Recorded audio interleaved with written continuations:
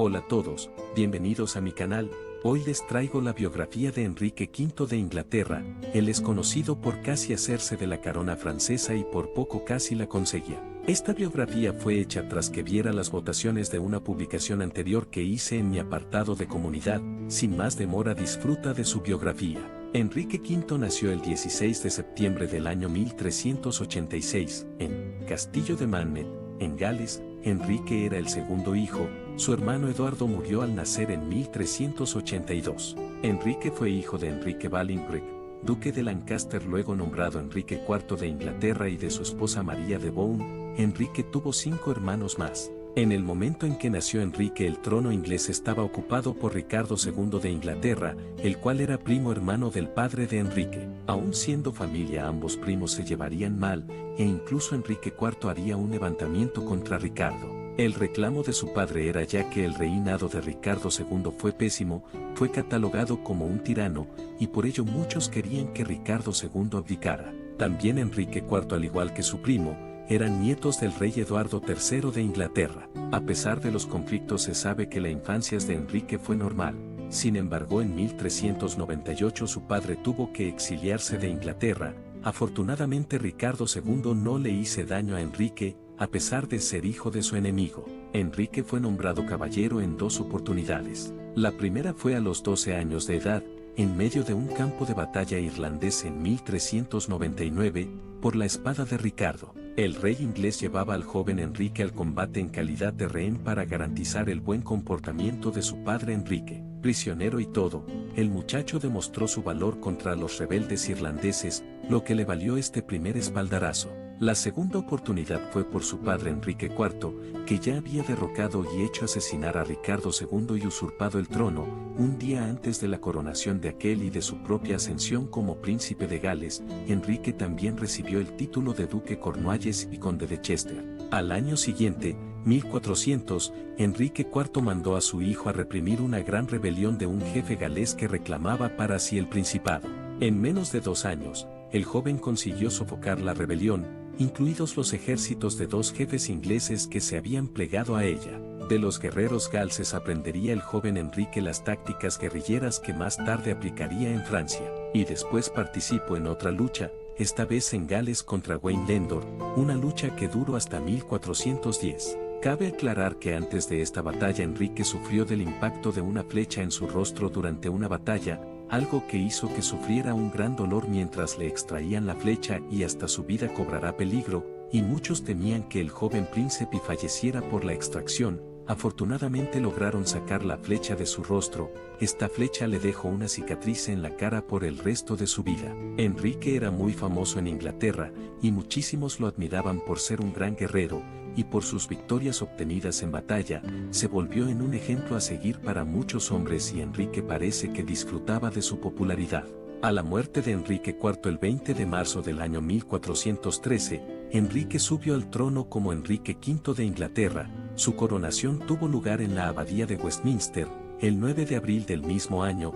Al sentarse en el trono, el reino estaba en una muy buena época, y las arcas reales estaban preparadas para el nuevo rey. Enrique trató de limitar el poder de la Iglesia, también trató de convertir a Inglaterra en una potencia europea, y trató de mantener la paz en Inglaterra y convertirlo en una nación unida. Enrique después le dio un entierro a su tío segundo, Ricardo II, esto debido al tiempo que ambos tuvieron y que parece que se llevaron bien a pesar de los conflictos y divisiones familiares. Eso sí, Enrique también era despiadado, ya que no le temblaba el cuerpo al mandar a ejecutar a alguien por estar en contra de su reinado. Enrique también hizo que el inglés fuera la lengua y la lengua principal de todos sus dominios. Esto lo ayudó a centrarse en la política exterior, que era lo que más le interesaba. Esto llevó a que su deseo de hacerse del trono francés, tal y como había hecho su bisabuelo paterno, el rey Eduardo III, había intentado antes. Además, Enrique quería recuperar y conquistar los ducados de Aquitania, Guyena, Gascuña y Normandía, lo que en aquella época significaba, más o menos, 1/3 del reino de Francia. Bajo el análisis de la historia moderna, se podrían considerar válidos los derechos de Enrique a dichos ducados. En 1152, la última duquesa independiente de Aquitania, la célebre Leonor, divorciada del rey Luis VII de Francia, se casó con el entonces conde de Anjou y Normandía, Enrique Plantagenet, que luego sería el rey Enrique II de Inglaterra. Como era lógico, la duquesa Leonor lleva en dote al matrimonio todos sus estados, los ducados ya mencionados. Los ingleses perderían Aquitania bajo el reinado de Juan Sin Tierra, hermano de Ricardo Corazón de León, y más tarde los otros ducados bajo el reinado de Eduardo III de Inglaterra, en plena Guerra de los 100 Años, que incluso perdurará durante el reinado en ese momento actual de Enrique V. Además retomó la guerra que comenzó durante por Eduardo III, y Enrique aprovechó los problemas que estaban pasando Francia y su rey, Carlos VI, quien no estaba tan bien de la cabeza, que digamos. Enrique, al decidir retomar la lucha por recuperar dichos estados, lo conseguirá, con una suerte inimaginable. Los ataques de locura antes mencionados que padecía el rey Carlos VI de Francia y la guerra civil en dicho país, entre los duques de Borgoña, Juan Sin Miedo, y de Orleans, Carlos I de Orleans, convirtieron ese momento en el ideal para que Enrique decidiera atacar. Enrique hizo formar una gran flota, modernizó el sistema de reclutamiento y agregó nuevas armas y piezas de artillería para su gran ejército, cruzó el Canal de la Mancha y en septiembre de 1415 puso sitio a la estratégica ciudad de Harfleur, situada en el estuario del Sena.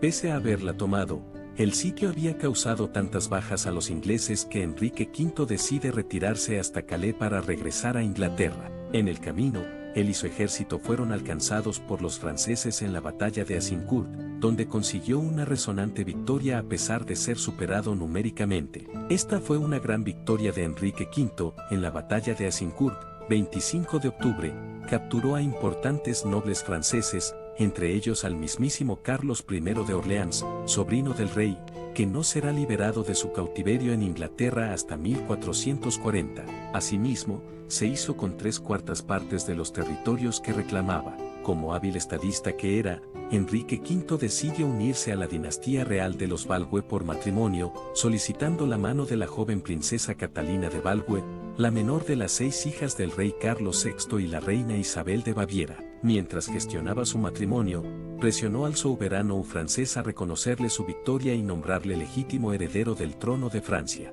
De este modo, se llega a firmar el Tratado de Troyes de 1420, mediante el cual Carlos VI reconoció a Enrique V como su único heredero tras su matrimonio con Catalina, celebrado en la catedral de la misma ciudad de Troyes el 2 de junio de ese año. En el tratado se estipuló que los descendientes de Enrique V y Catalina serían los sucesores del rey Carlos VI a su muerte. Asimismo, en el tratado se desheredaba a su hijo, el delfín Carlos, al cual su propia madre Isabel acusó de ser bastardo. La firma de este convenio, que equivalía al fenecimiento de la corona francesa, produjo una gran oleada de patriotismo. Muchos de los grandes nobles franceses, como los duques de Bretaña, Alencon, Berry y otros, rechazaron el tratado y sostuvieron la legitimidad de los derechos del delfín como heredero. Esto causó muchos conflictos que llegó a la aparición de personajes históricos como Juana de Arco y Carlos VII. También, y debido a los conflictos entre Francia e Inglaterra, el emperador del Sacro Imperio Romano Germánico, Segismundo de Luxemburgo,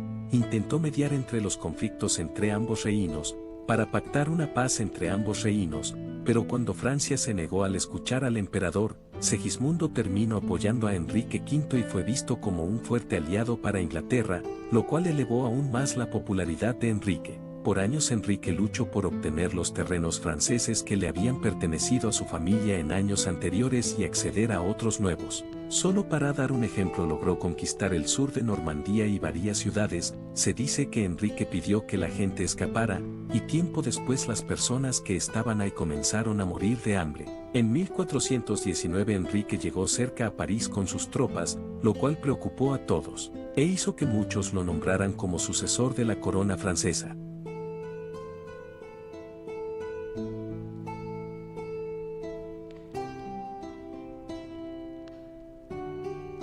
A finales de 1420 Enrique decidió regresar a Inglaterra, llevándose con él a su esposa Catalina de Valois.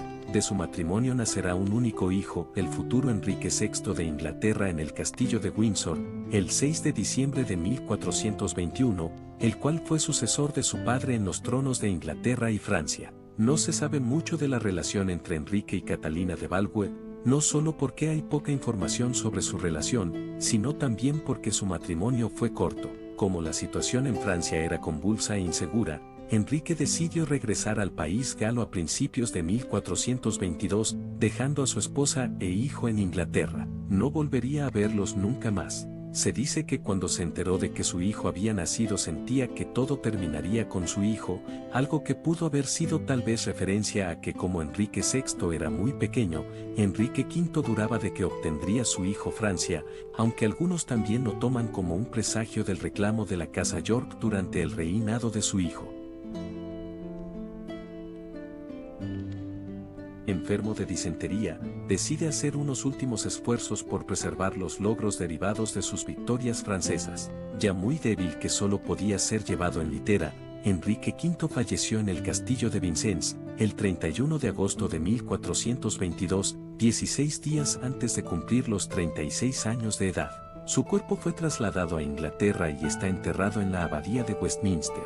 La guerra de los 100 años duró hasta 1451. Mientras tanto, su hijo, Enrique VI se volvió rey. Su esposa Catalina de Valois conoció a otra persona y se casó en una fecha desconocida con aquel hombre, llamado Owen Tudor. Enrique V inmortalizado por sus historias en batalla y por sus interpretaciones hechas por William Shakespeare. Enrique V sin dudas un rey que vivió una vida de desenfrenada, fue uno de los monarcas mejor recordados de la historia, a diferencia de sus antecesores fue el rey que estuvo más cerca de hacerse con la corona francesa, pero fue su salud de que no lo dejó completar su conquista, aún así fue un rey que luchó con mano de hierro, mejoró la fuerza militar inglesa y que convirtió a Inglaterra en un país que temer.